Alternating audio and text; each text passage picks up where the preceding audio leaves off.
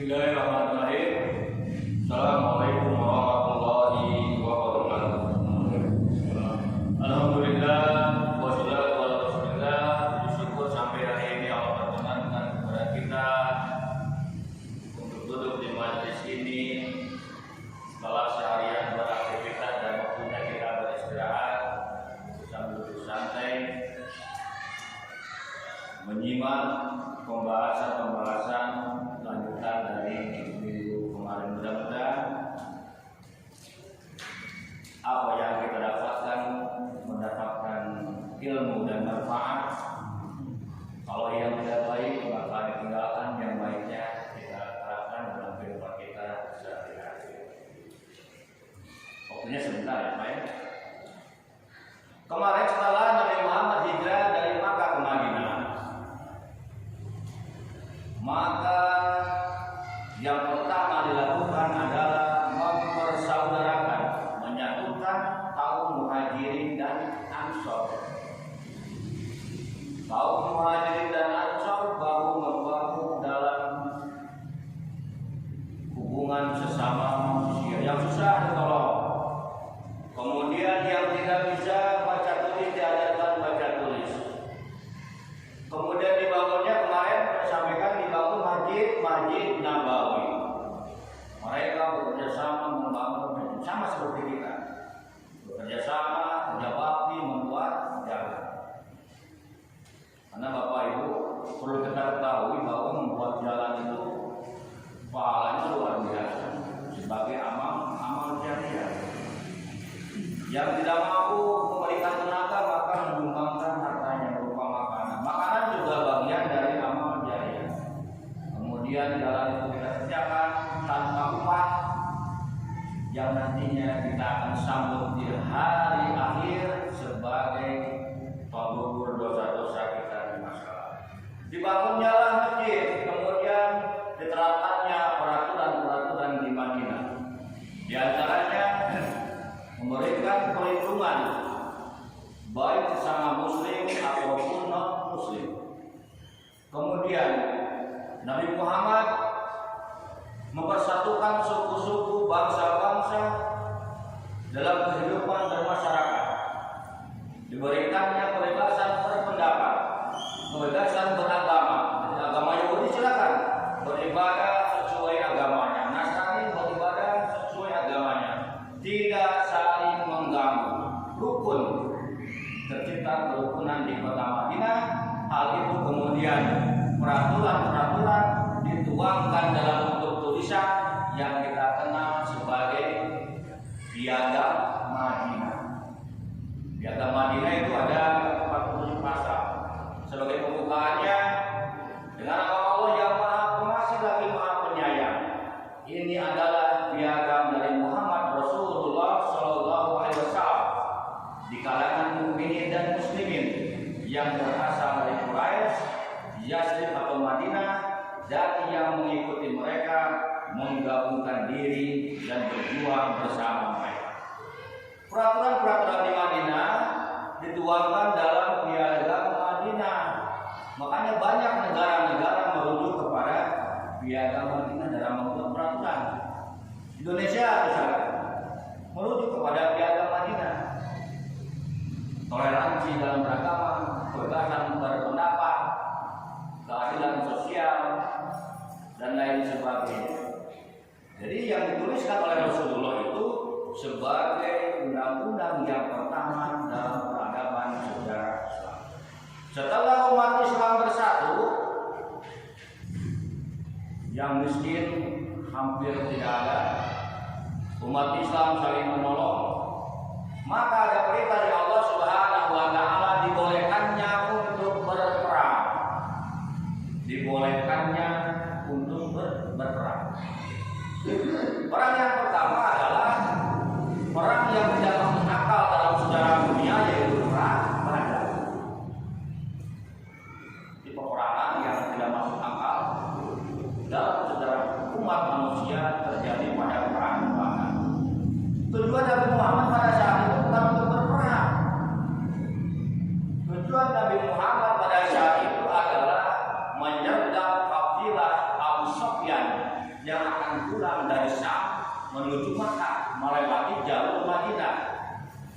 Dikatakan dalam riwayat arba'ina rajulan, sebanyak 40 orang.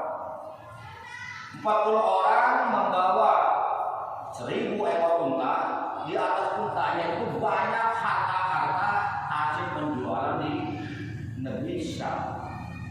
Nabi Muhammad bertujuan mau menyergap kafilah pedagang dari Abu Sufyan itu, karena dulu waktu di Makkah umat Islam harta-hartanya dirampas oleh kaum kafir Quraisy. Jadi merasa terusir dari Makkah menuju Madinah. Nabi Muhammad ingin mengambil hak-haknya dari kaum Quraisy. Rencana penyergapan itu terdengar oleh Abu Sufyan. Kemarin saya sampaikan, ketika Abu Sufyan mendengar ada rencana penyergapan dari umat Islam, maka Abu Sufyan mengambil jalan lain menuju barat melalui sungai Laut Merah. Jadi tidak melalui kota Madinah. Kemudian Abu Sufyan mengutus seseorang meminta bantuan Makkah kepada para pembesar Quraisy. Waktu itu yang dikenal ahli dalam berkuda dari suku Bani Kifan. Kalau sekarang mungkin orang ahli dalam mengendarai motor. Dalam menunggangi kudanya itu seperti kilat. Disewanya seseorang dari Bani Kifan yang bernama Daudom Al-Ghifari. Kemudian pergilah ke Makkah meminta bantuan agar dikirimnya pasukan dari Makkah ke kota Madinah. Setelah Abu Sufyan selamat, Abu Sufyan mengirimkan surat kepada pasukan yang berangkat ke kota Madinah bahwa Abu Sufyan beserta harta hasil jualannya itu sudah selamat. Disitulah kaum muslimin kafir Quraisy itu berbeda pendapat. Ada yang berkata, ngapain kita berperang melawan saudara-saudara kita? Harta kita sudah selamat. Tapi Abu Jahal sekarang harus berperang, harus dimusnahkan umat Islam, karena kalau nanti tidak dimusnahkan, kedepannya akan mengganggu kafilah pedagang dari Makkah menuju Syam. Nah, setelah dikirimnya pasukan menuju kota Madinah, Nabi Muhammad kan bingung. Tujuannya bukan untuk berperang, tujuannya untuk menyergap kafilah dagang, mengambil hak-hak mereka yang dulu dirampas ketika berada di kota Makkah. Dikirimnya pasukan berkuda sebanyak 300 kuda dari kafir Quraisy, untanya 700 unta, memakai perlengkapan baju besi, 600 baju besi yang dipakai untuk menghancurkan umat Islam di kota Madinah. Sementara umat Islam pada waktu itu berjumlah 313 orang. Peperangan yang sangat mustahil dimenangkan, sebanyak 1000 orang melawan 313 orang melawan 1000 orang, mustahil, jauh tak menang. Sementara umat Islam hanya membawa 2 ekor kuda, 70 ekor unta. Jadi dari Mekah dari Madinah menuju lembah Badar itu naik untanya bergantian. Setelah berada di lembah Badar, Nabi Muhammad bertanya kepada seorang yang tua di situ, adakah kabar dari kaum Quraisy menuju kota Madinah? Diceritakanlah ada kabar bahwa kaum Quraisy itu berangkat membawa pasukannya yang akan memerangi Nabi Muhammad. Bingung Nabi Muhammad. Nabi Muhammad nangis waktu itu. Bagaimana mungkin 313 orang melawan 1000 orang? Perlengkapan senjatanya sedikit, kudanya cuma 2, naik onta cuma 70 bergantian. Sementara dari kaum kafir sebanyak 1000 orang. Setibanya di lembah Badar, Nabi Muhammad bermukim di lembah Badar. Badar itu nama lembah atau sumur. Kalau dalam riwayat, sumur itu yang punya namanya Badrun. Jadi yang memiliki sumur itu namanya Badrun, maka disebut sebagai lembah Badar. Ketika Nabi Muhammad bermukim di tengah lembah Badar, kemudian datang sahabat dari kaum Ansor bertanya, "Ya Rasulullah, apakah ini wahyu dari Allah sehingga bermukim di lembah Badar?" Kemudian Rasulullah menjawab, "Bukan, ini pendapatku." Maka orang Ansor tadi memberikan saran kepada Rasulullah, karena dia adalah ahli strategi perang. "Ya Rasulullah, izin saya menyarankan, lebih baik kita bermukim di dekat sumber mata air." Akhirnya berembuk dan Rasulullah pindah ke tempat mata air di lembah Badar. Rasulullah itu kan panglima perang terhebat di dunia, ahli strategi. Rasulullah menempatkan pasukannya di tempat matahari terbit. Jadi pagi-pagi sudah menyiapkan pasukannya di tempat matahari terbit. Kenapa? Karena akan berhadapan dengan musuh. Musuh itu akan merasa silau ketika melihat matahari. Kemudian yang pertama, yang kedua, Rasulullah menguasai sumber mata air. Mata air dikuasai oleh Rasulullah sehingga pasukan kafir Quraisy itu ketika dari Makkah menuju di lembah Badar kehausan dan kekurangan sumber mata air. Peperangan sebelum perang terjadi di malam hari, Allah anugerahkan hujan gerimis di tempat pemukiman Rasulullah Shallallahu Alaihi Wasallam. Makanya hujan gerimis itu adalah mendatangkan berkah. Sehingga pasukan Rasulullah tertidur lelap di malam hari, menyiapkan tenaganya. Bahkan ada sahabat yang berkata, saking ngantuknya, pedang yang ada di tangannya 7 kali jatuh, tidak terasa. Jadi kalau merasa takutan pada saat itu pasukan Rasulullah, Allah berikan rasa ngantuk yang sangat sekali. Sementara di lembah kafir Quraisy, Allah turunkan hujan yang lebat. Mereka tidak bisa tidur. Kalau orang tidur berarti setiap harinya kehabisan tenaga. Di malam hari Rasulullah menangis dan berdoa kepada Allah Subhanahu wa taala. Ya Allah, jika Engkau kalahkan kaum muslimin, maka nanti tidak akan ada lagi orang yang akan menyembahnya. Terus Rasulullah berdoa di malam hari sampailah turun malaikat Jibril memberikan kabar bahwa nanti akan dibantu oleh ribuan malaikat membantu perang Badar. Di pagi hari semua pasukan sudah berkumpul.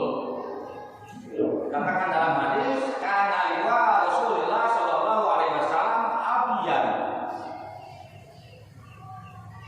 Bendera Rasulullah Shallallahu Alaihi Wasallam berwarna putih. Waromayatahu sandal, dan panjinya berwarna hitam. Yang sering dipakai demo kalau pakai itu kan ada la ilaha illallah berwarna hitam. Itu panji perangnya Rasulullah Shallallahu Alaihi Wasallam. Makanya dalam Al-Quran dikatakan, laqad kana walaqad nasarakumullah fi badrin walaqad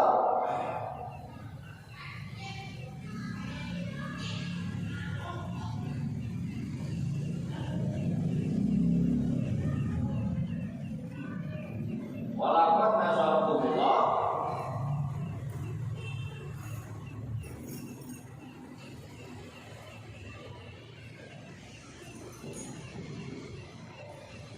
Badrin. Sungguh Allah telah menolong kalian bi Badrin di lembah Badar. Wa kuntum adilan.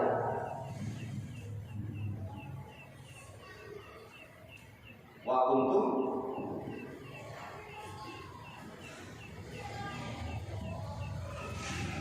sedangkan kalian dalam keadaan lemah. Jadi pertolongan terjadi kalau tidak ditolong oleh Allah Subhanahu wa Ta'ala. Kemenangan tidak akan terjadi kalau tidak ada pertolongan dari Allah Subhanahu wa Ta'ala. Allah menolong umat muslim pada perang Badar. Di malam hari malaikat Jibril memberikan kabar akan dibantu oleh ribuan malaikat. Kemudian dalam riwayat ada ulama yang mengatakan di waktu subuh malaikat Jibril mengajarkan doa kepada Rasulullah Shallallahu Alaihi Wasallam untuk disampaikan kepada pasukan pada saat perang Badar. Doa itu kita kenal dengan doa Nurbuan. Nurbuan itu yang sering kita baca di malam Jumat itu tidak pernah kelewat kita membaca doa Nurbuan. Ada ulama yang mengatakan itu diturunkan melalui malaikat Jibril kepada Nabi Muhammad yang diajarkan kepada umat Islam pada saat perang. Dalam surat Al-Imran,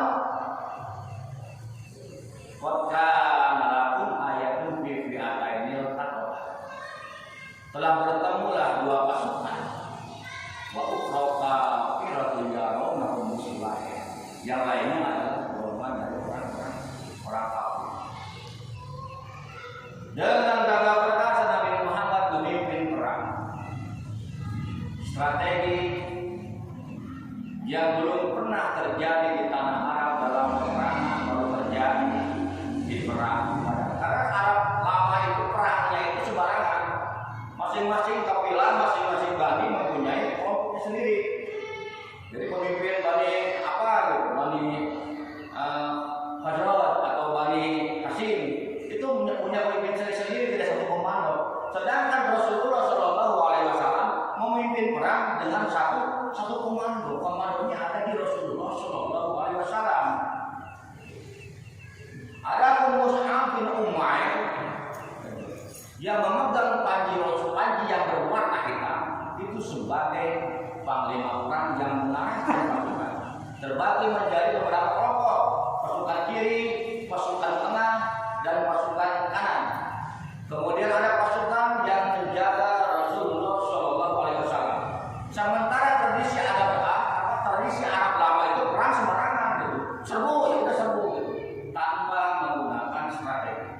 Sebelum terjadi peperangan itu menjadi keumuman. Ya, di tanah Arab itu dimunculkanlah beberapa orang untuk adu tanding. Dari perang tidak langsung perang. Rasulullah mengutus 3 orang dari kaum Ansor pada waktu itu. Orang Quraisy berkata, saya tidak ada urusan dengan orang Ansor. Saya berurusan dengan orang Makkah yang merusak ajaran nenek moyang kami. Akhirnya diutus oleh Rasulullah Hamzah, kemudian Ali bin Abi Thalib dan Ubaidah bin Haris. Jadi sebelum perang nyata 3 jawaranya itu dikeluarkan. Tujuannya apa? Untuk menjatuhkan mental musuh. Ketika Hamzah datang maju ke tengah dari Quraisy datang sekali tebas putus lehernya. Makanya Hamzah itu dikenal sebagai singanya Allah. Kemudian Ali bertarung lagi dengan orang Quraisy, terbunuhlah orang Quraisy. Yang terakhir adalah Ubaidah bin Haris. Ubaidah bin Haris tarungnya lama karena pertarungannya sangat seimbang. Ketika Ubaidah bin Haris kakinya hampir putus, kemudian Hamzah dan Ali menyerang orang Quraisy dan terbunuhlah orang Quraisy. Ubaidah bin Haris kemudian dibawa ke hadapan Rasulullah dan meninggal di hadapan Rasulullah Shallallahu Alaihi Wasallam. Setelah itu barulah terjadi perang besar. Karena Rasulullah itu sifatnya tidak menyerang duluan. Diserang terjadilah perang besar yang dibantu oleh ribuan malaikat. Karena ada orang yang dari suku Badui dari Bani Gifar melihat di atas bukit kejadian-kejadian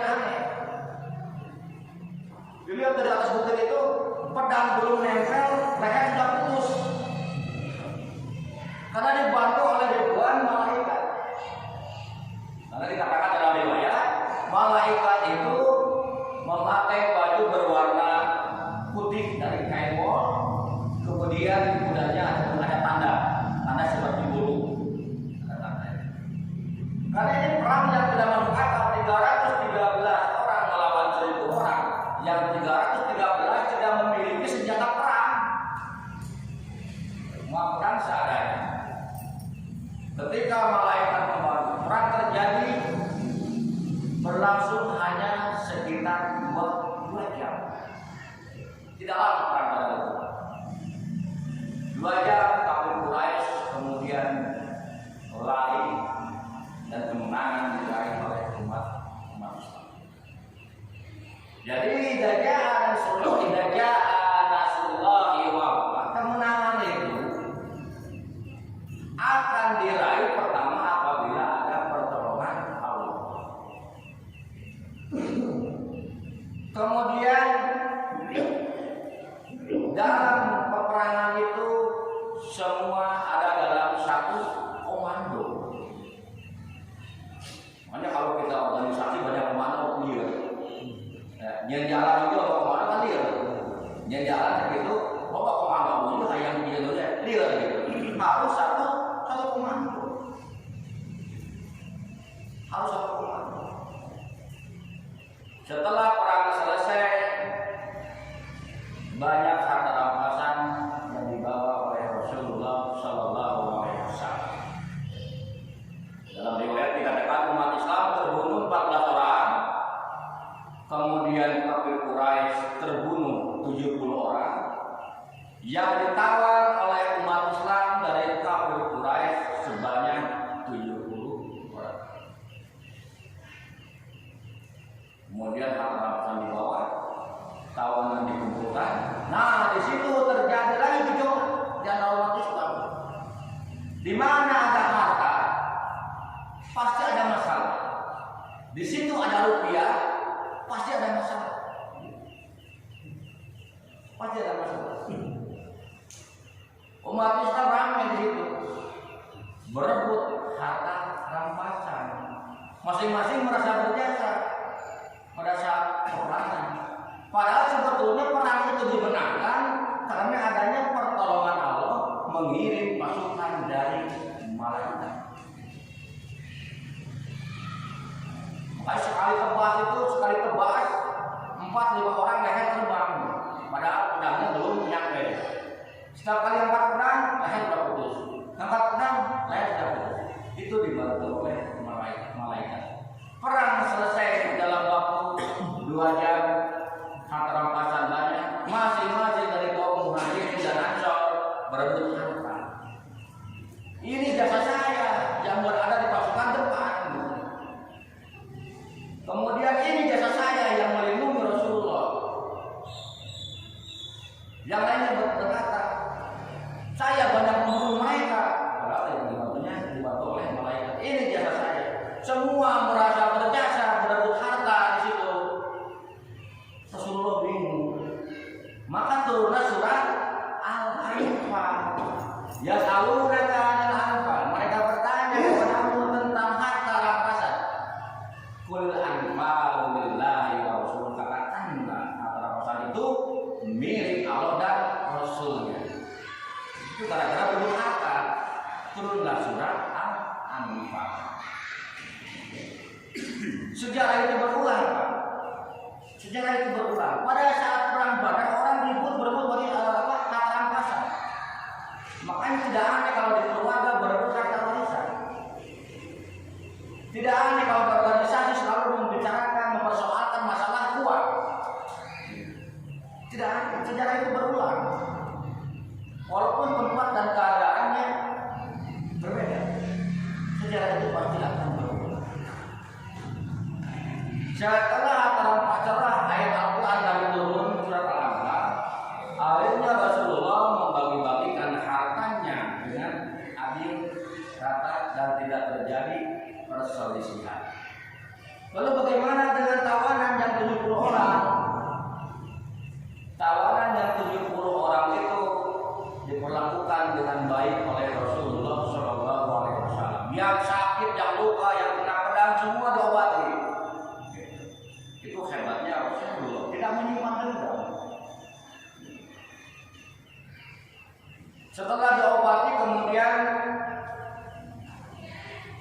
terjadilah musyawarah. Makanya dalam Islam itu harus selalu ada musyawarah.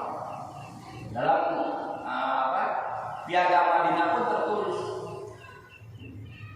kita harus bermusyawarah. Kemudian bermusyawarah. Sahabat Nabi berkata, ya Rasulullah, berikan wasiat kepadaku untuk membunuh mereka.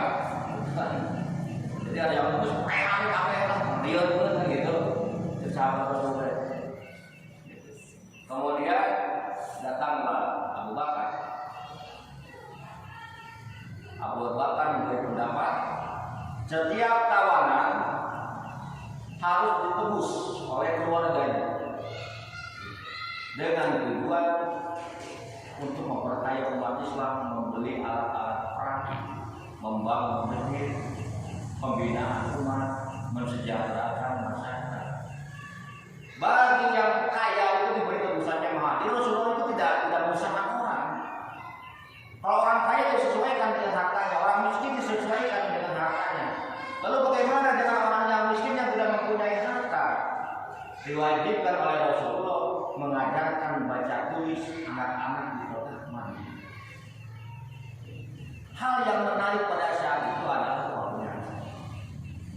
yang menarik pada saat itu adalah mantunya Rasulullah Shallallahu Alaihi Wasallam, Abul As, yang menikah dengan Zainab, dengan putri Rasulullah Shallallahu Alaihi Wasallam. Mereka ikut berperang melawan mertuanya. Karena perang itu adalah perang saudara. Dari Bani Hashim ada yang masuk Muslim hijrah ke Madinah, yang kaum Quraisy menetap di Mekah. Pada saat itu Abul As, suaminya Zainab, itu belum Islam, ikut berperang melawan Rasulullah Shallallahu Alaihi Wasallam, kemudian tertawan di situ. Jadi malunya ditawan oleh mertua. Ketika Zainab mengutus orang mau menebus suaminya, diutusnya orang dari Makkah membawa uang karena kondisinya miskin. Kemudian dibawakannya kalung pemberian Khadijah pada waktu itu. Nabi Muhammad menangis melihat kalung pemberian dari istrinya kepada anaknya dipakai untuk menebus suaminya. Nabi Muhammad menangis di situ, bingung, mantu ditebus, anak-anak gitu. Zainab yang menebus Abul As waktu itu. Abul As kembalikan ke Mekah, kemudian istrinya dikembalikan kepada Rasulullah Shallallahu Alaihi Wasallam. Tanda-tanda itu mulai terjadi, umat Islam itu berebut dengan harta. Maka di perang kedua, nanti besok kita bahas, kehancuran umat Islam gara-gara berebut harta di perang Uhud. Gara-gara berebut terjadi pada perang. Maka dari itu, kalau di situ ada harta, di situ ada uang, sering terjadi masalah. Di keluarga berebut warisan, sering terjadi masalah. Saudara dengan saudara bisa jadi di organisasi, di masjid. Pasti akan terjadi masalah kalau di situ ada harta. Maka dari itu, apa yang terjadi pada kita semua tidak lepas dari pertolongan Allah Subhanahu wa Ta'ala. Tidak ada Rasulullah wal fath. Jika tidak datang pertolongan Allah, maka kemenangan akan datang diraih. Bapak-bapak, ibu-ibu datang ke sini karena pertolongan Allah. Allah gerakkan kakinya menuju masjid ini sebagai penggugur dosa. Bapak-bapak melaksanakan kerja bakti itu sebagai orang-orang yang dipilih oleh Allah Subhanahu wa Ta'ala. Boleh jadi dosanya masih banyak.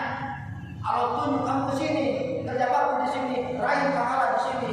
Allah tunjuk kamu ke masjid, raih pahala di masjid. Itu sebagai wujud dari pertolongan Allah. Banyak cara Allah menolong kita agar kita selamat di dunia dan di akhirat. Itu saja barangkali karena waktunya sudah cukup. Kemenangan yang perang yang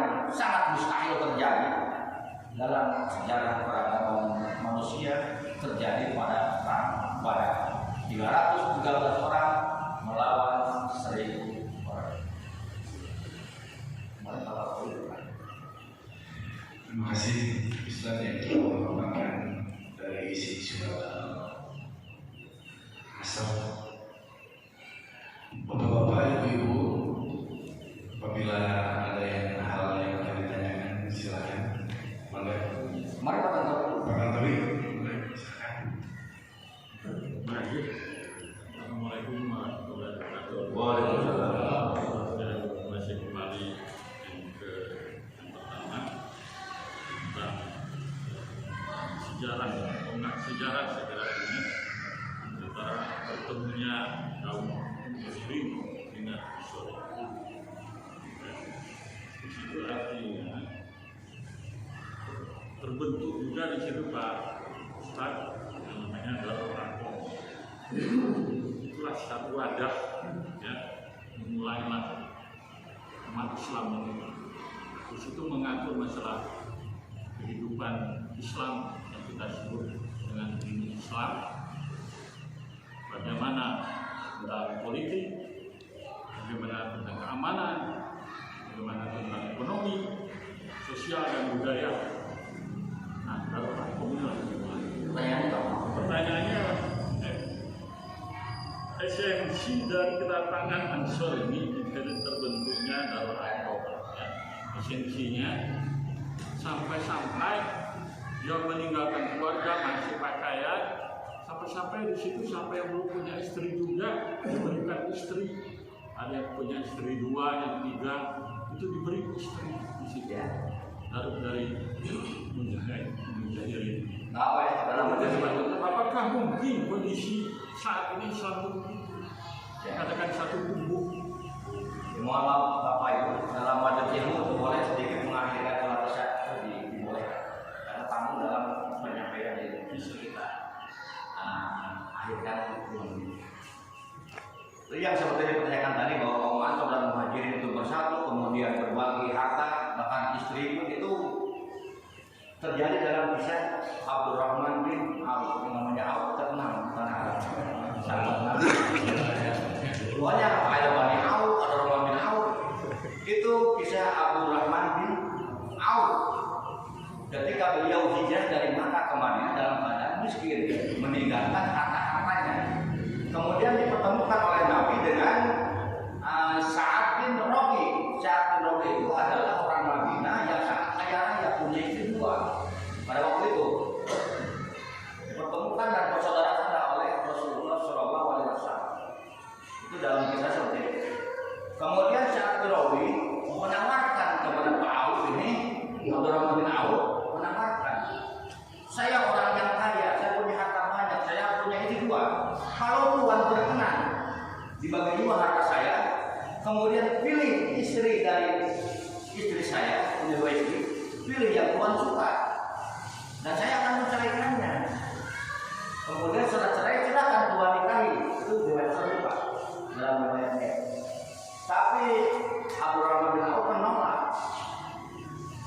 Islam tidak mengajarkan hidup bintang-bintang.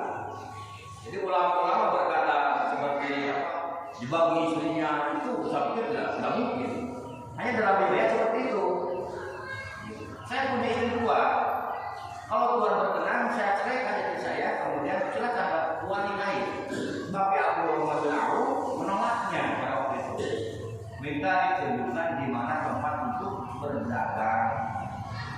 Kemudian dari dagangnya itu dia hidupnya berkembang menjadi orang yang kaya raya.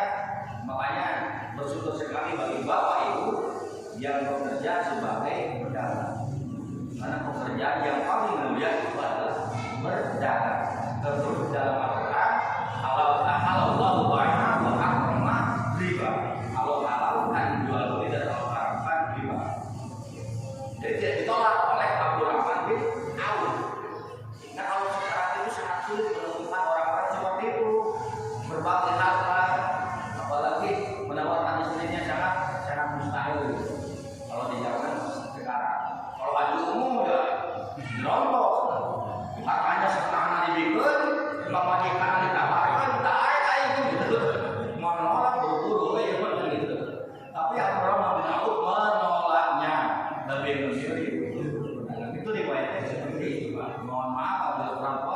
waktunya habis. Assalamualaikum warahmatullahi wabarakatuh. Waalaikumsalam. Terima kasih Ustaz yang telah memberikan kajiannya. Mudah-mudahan bermanfaat. Wabillahi taufiq. Wassalamualaikum warahmatullahi wabarakatuh. Waalaikumsalam.